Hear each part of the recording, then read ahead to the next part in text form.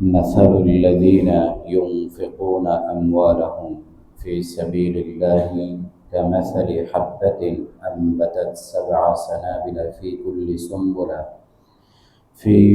سنبلة 100 حبة والله يضاعف لمن يشاء والله واسع عليم. الذين ينفقون أموالهم في سبيل الله ثم لا يتبعون ما أنفقوا منا ولا أذى لهم أجرهم عند ربهم ولا خوف عليهم ولا هم يحزنون. قول معروف ومغفرة خير من صدقة يتبعها أذى والله غني حليم। আল্লাহ রাব্বুল আলামিন ইরশাদ করছেন, যারা তাদের সম্পত্তি আল্লাহর রাস্তায় খরচ করে তাদের উদাহরণ হচ্ছে সেই শস্য দানার ন্যায় যা থেকে 7টি শীষ জন্ম নেয় এবং প্রতিটি শীষে 100টি করে দানা থাকে। আল্লাহ তাআলা যাকে ইচ্ছা তাকে বৃদ্ধি করে দেন, আর আল্লাহ তাআলা প্রশস্ততাকারী, সর্বময় জ্ঞানের অধিকারী। যারা তাদের সম্পত্তি আল্লাহর রাস্তায় খরচ করে অতঃপর যা খরচ করেছে সে ব্যাপারে অনুগ্রহ ফলানো বা কষ্ট দেওয়ার ক্ষেত্রে পেছনে পড়ে থাকে না, তাদের জন্য তাদের রবের নিকট রয়েছে পুরস্কার। তারা চিন্তিত হবে না এবং দুঃখিত হবে না। আর উত্তম কথা ক্ষমা করা এমন সাদাকা থেকে উত্তম যা কষ্ট বয়ে আনে, আর আল্লাহ তাআলা নির্মুখাপেক্ষী, সহনশীল। সূরা বাকারার 261তম আয়াত থেকে নিয়ে 282তম আয়াত পর্যন্ত ধারাবাহিকভাবে আল্লাহ তাআলা ইসলামী অর্থনীতি নিয়ে আলোচনা করেছেন। এই অর্থনীতির মধ্যে মৌলিক 2টি বিষয় আল্লাহ তাআলা আলোচনা করেছেন। আজকে বিশ্বময় মিশ্র অর্থনীতি প্রচলিত রয়েছে। এক সময় ছিল সমাজতান্ত্রিক অর্থ ব্যবস্থা, এরপরে এসছে পুঁজিবাদী অর্থ ব্যবস্থা, মিশ্র অর্থ ব্যবস্থা। তো এর কোনো অর্থ ব্যবস্থাই মানুষকে সঠিকভাবে পরিচালনা করতে পারেনি, বরং প্রতিটি অর্থ ব্যবস্থার মধ্যেই এমন অনেক খুঁত রয়ে গিয়েছে যে সকল খুঁতের কারণে মানুষ অর্থনৈতিকভাবে বিপদগ্রস্ত হচ্ছে। কেউ হয়তোবা বিশাল অট্টালিকার মালিক হয়ে সেখানে খাদ্য নষ্ট করছে, কেউ বা তার সেই 100 তলা বাড়ির পার্শ্ব দিয়ে ভিক্ষার ঝুলি নিয়ে হেঁটে যাচ্ছে। তো এটি হচ্ছে পুঁজিবাদী অর্থ ব্যবস্থার করার গ্রাস। আবার কোনো অর্থ ব্যবস্থায় এমন রয়েছে যে একজন কষ্ট করে অর্থ উপার্জন করলো, কিন্তু সেই অর্থের মালিক সে হতে পারছে না, কারণ তাদের দৃষ্টিতে সুষম বন্টন এটাকেই বলা হয়ে থাকে যে রাষ্ট্রের সকলেই সমান অর্থ পাবে। সে যদিও ইনকাম না করুক, আর যিনি ইনকাম করছেন কষ্ট করে তিনি তার কষ্ট অনুপাতে অর্থ পাবেন না। তো এই যে ব্যবস্থাপনা, এই কোনো ধরনের ব্যবস্থাপনাই ইসলাম সমর্থন করে না। ইসলাম সমর্থন করে ইসলামী অর্থ ব্যবস্থা। তো এখানে আল্লাহ তাআলা সে অর্থ ব্যবস্থা নিয়ে আলোচনা শুরু করতে যাচ্ছেন, যে অর্থ ব্যবস্থার মধ্যে ধনী গরিব উভয়ই সুখে জীবন যাপন করবে। অর্থনৈতিকভাবে কেউই কোনো ধরনের কষ্টের মধ্যে থাকবে না, যেটা সাহাবায়ে কেরাম, তাবেঈনদের সময় যখন ইসলামী অর্থনীতির পুরোপুরি বাস্তবায়ন হয়েছিল তখনই তারা এর সুফল তারা অনুভব করতে পেরেছিল। এই ইসলামী অর্থনীতির মাঝে আল্লাহ তাআলা কতটা অর্থনৈতিক শান্তি রেখে দিয়েছেন। আজকে বিশ্বময় যদি এই অর্থনীতিকে ফলো করা হয়, সে হিন্দু হোক, খ্রিস্টান হোক, বৌদ্ধ হোক, যে ধর্মেরই হোক না কেন, ইসলামী অর্থনীতিকে যদি মান্য করা হয়ে থাকে তাহলে সকলেই এই ইসলামের অর্থনীতির শান্তি অনুভব করবে, সবাই সুখে থাকবে। কিন্তু এটা করবে না। এটা না করার পেছনে পলিটিক্যাল অনেক বিষয় রয়ে গিয়েছে, যে কারণে এগুলো সম্ভব নয়।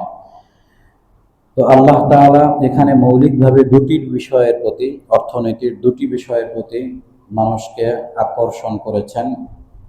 প্রথম হচ্ছে প্রয়োজন অতিরিক্ত যত সম্পত্তি রয়েছে এই জাতীয় সম্পত্তিগুলো দান, সাদাকা, খায়রাত করে দেওয়া। প্রয়োজনের অতিরিক্ত সম্পত্তি জমা না করে রাখা, যেটা আমাদের বর্তমান ট্রেন্ড হয়ে গিয়েছে, এটা ইসলামী অর্থনীতির অন্তর্ভুক্ত নয়। ইসলামী অর্থনীতি হচ্ছে প্রয়োজন যতটুকু ততটুকু খরচ করবে, এর বাইরে যা থাকবে সেগুলো দান, সাদাকা, খায়রাত করে দিবে। দ্বিতীয় হচ্ছে সুদের লেনদেন বন্ধ করতে হবে। সুদ ভিত্তিক অর্থ ব্যবস্থাকে সমূলে বিনাশ করে দিতে হবে এবং এর বিপরীতে ঋণ ব্যবস্থা চালু করতে হবে। সুদকে বন্ধ করে দিতে হবে আর কর্জে হাসানা চালু করতে হবে। এই দুটি বিষয়কে উপলক্ষ করেই সূরা বাকারার 261তম আয়াত থেকে নিয়ে 282তম আয়াত পর্যন্ত ধারাবাহিক আলোচনা করা হয়েছে। তো এখানে আল্লাহ পাক আলোচনা করছেন যে যারা আল্লাহর রাস্তায় খরচ করে তাদের এই খরচ করার উদাহরণ কি। এ উম্মত এর যত নেক আমল রয়েছে সমস্ত নেক আমলকে আল্লাহ তাআলা সর্বপ্রথম 10 গুণ সওয়াব দান করার ঘোষণা দিয়েছেন। মান জাআ বিল হাসানাতি ফালাহু আশরু আমসালিহা। যে ব্যক্তি একটি নেক আমল করবে আল্লাহ পাক তাকে 10টি নেক আমল করার সওয়াব দান করবেন। এটা এই উম্মতের জন্য বড় একটি পুরস্কার। ওমান জাআ বিস-সাইয়্যাতি ফালা ইউজসা ইল্লা মিসলাহা। আর যে ব্যক্তি একটি বদ আমল করবে আল্লাহ তাআলা তার বিনিময়ে তাকে একটি গুনাহ বা পাপ দান করবেন, কিন্তু নেক আমল করলে সর্বনিম্ন 10টি নেকি তাকে দান করা হবে।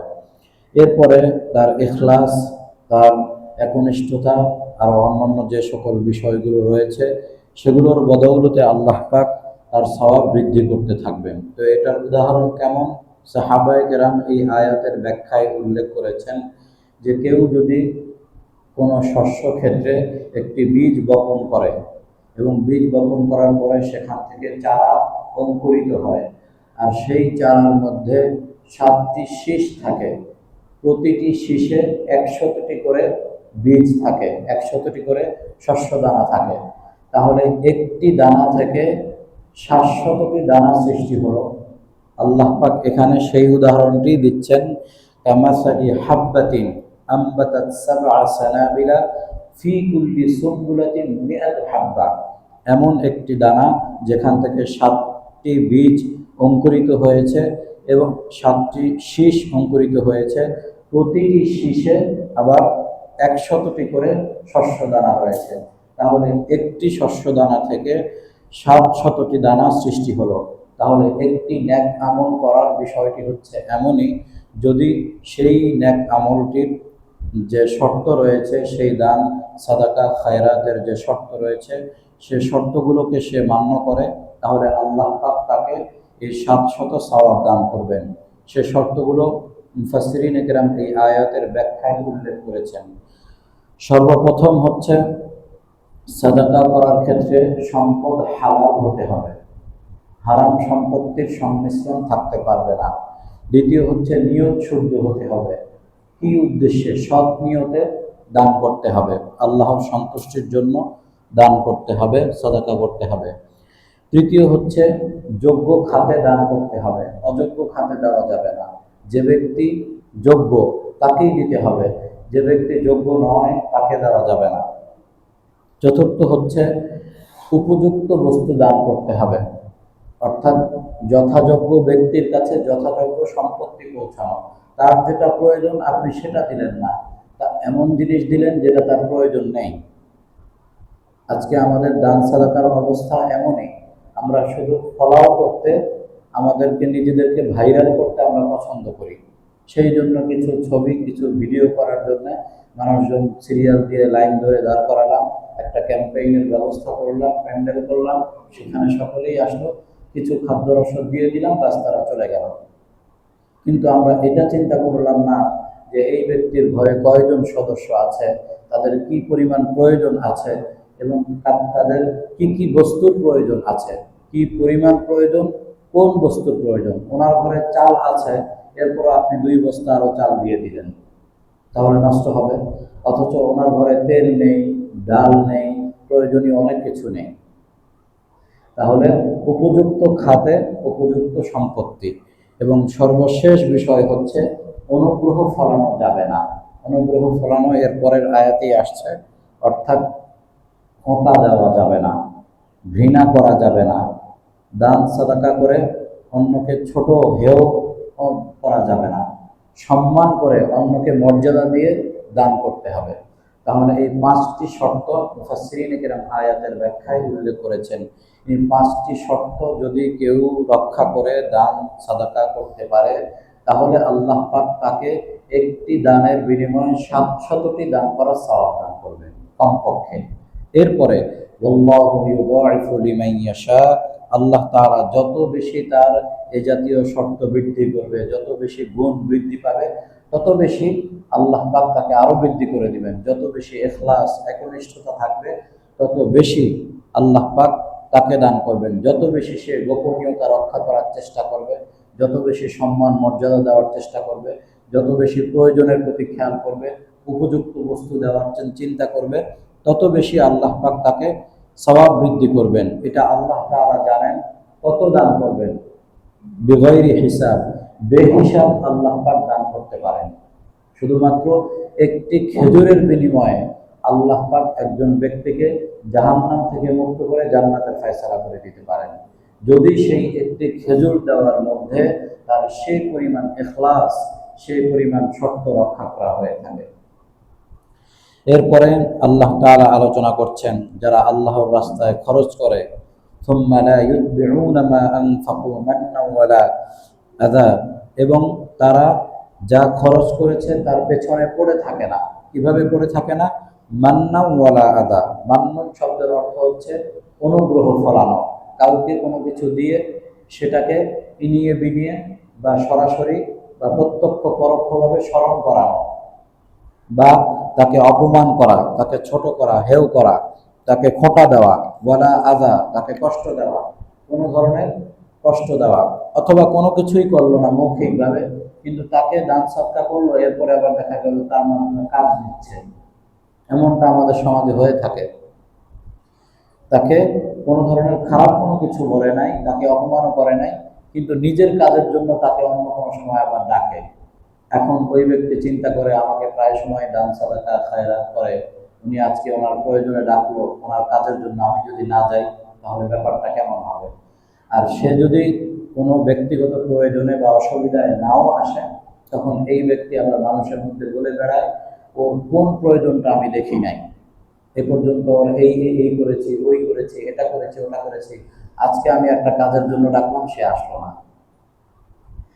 এই যে বিষয়টি, এই যে মন মানসিকতা, এগুলোর থেকে আমাদেরকে বের হতে হবে, যদি আমরা সেই পরিমাণ সওয়াবের আশা করি তাহলে। আর যদি সওয়াবের আশা না করি, এমনি দেওয়ার একটা অভ্যাসগত দেওয়া বা কোনো রকম সওয়াবের চিন্তা করি, তাহলে এইগুলি করতে পারি, কোনো সমস্যা কিছু নেই। তবে যদি কেউ আযা এবং মান করে, অর্থাৎ অনুগ্রহ ফলায় বা কষ্ট দিয়ে থাকে, তাহলে তার পরিপূর্ণ সওয়াব নষ্ট হয়ে যাবে। ইখলাস কম থাকলে, তাকওয়া কম থাকলে, শর্ত কম থাকলে সওয়াব পাওয়া যাবে, কিন্তু কম হবে। কিন্তু কেউ যদি কাউকে কষ্ট দেয় অথবা কাউকে খোঁটা দেয়, তাহলে তার পুরোপুরি সওয়াব তো নষ্ট হবেই, বরং গুনাহ হবে। এজন্য এর পরের আয়াতে আল্লাহ পাক কি বলেছেন দেখুন। আল্লাহ তাআলার আয়াতগুলোর বন্ধন মিলগুলো এত সুন্দর। কাউলুম মা'রুফুন ওয়া মাগফিরাতুন খায়রুম মিন সাদাকাতিন ইয়াতবাউহা আযা। উত্তম কথা এবং ক্ষমা সেই সাদাকা থেকে উত্তম যা কষ্ট বয়ে আনে। অর্থাৎ আপনি যদি এমন হয়ে থাকেন যে আপনি কাউকে দান সাদাকা করলে আপনি তাকে কষ্ট দিবেন, এটা আপনার স্বভাব, বা আপনি নিজেকে এটা থেকে মুক্ত রাখতে পারেন না, তাহলে আপনার সদকা করার দরকার নাই। আল্লাহ তাআলা বলছেন কওলুম মা'রুফ, ভালো কথা বলা এবং ক্ষমা চাওয়া।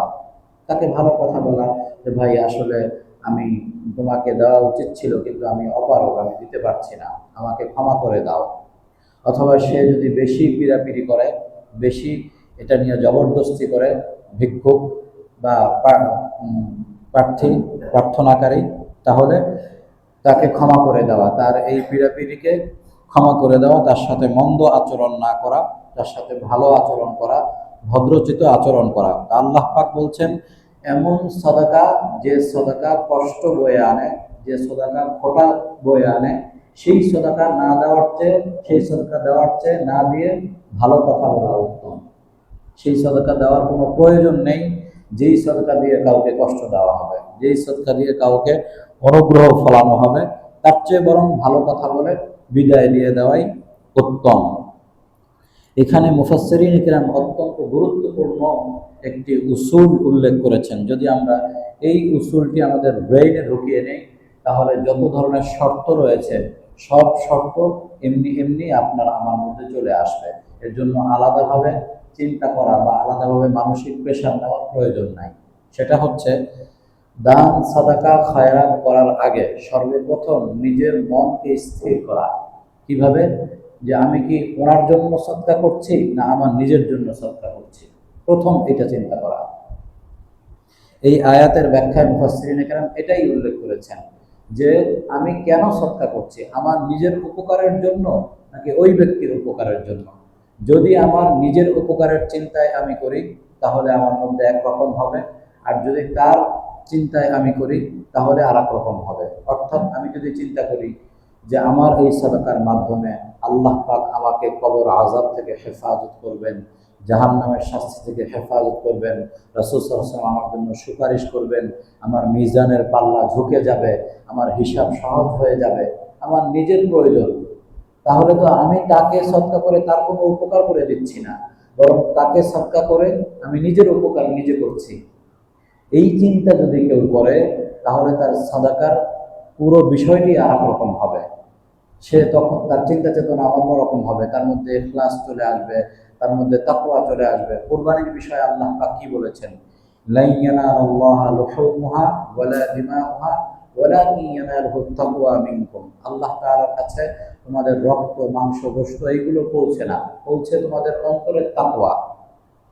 তো যদি কেউ নিজের উপকারের চিন্তায় কোরবানি করে, অন্যের উপকারের চিন্তা, আমি কোরবানি করে আমার নিজের সওয়াবের জন্য, আমি নিজে জান্নাতে যাওয়ার জন্য আমি আমার উপকারের জন্য আমি করছি, তখন তার অবস্থাটা আর এক রকম হবে। তখন তার মধ্যে ইখলাস আসবে, তাকওয়া আসবে, তখন তার মধ্যে উপযুক্ত ব্যক্তি সে খুঁজবে, উপযুক্ত সম্পত্তি সে দান করবে, সে হালালভাবে দান করবে, সে হারামের সংমিশ্রণ ঘটাবে না। এই যত ধরনের শর্ত রয়েছে সমস্ত শর্ত আপনা আপনি চলে আসবে যদি সে এটা চিন্তা করে আমার আখিরাতের প্রয়োজনই আমি দান করছি, মূলত প্রয়োজন তার নয়, প্রয়োজন হচ্ছে আমার নিজের। আল্লাহ পাক আমাদের সকলকে কোরআনের উপর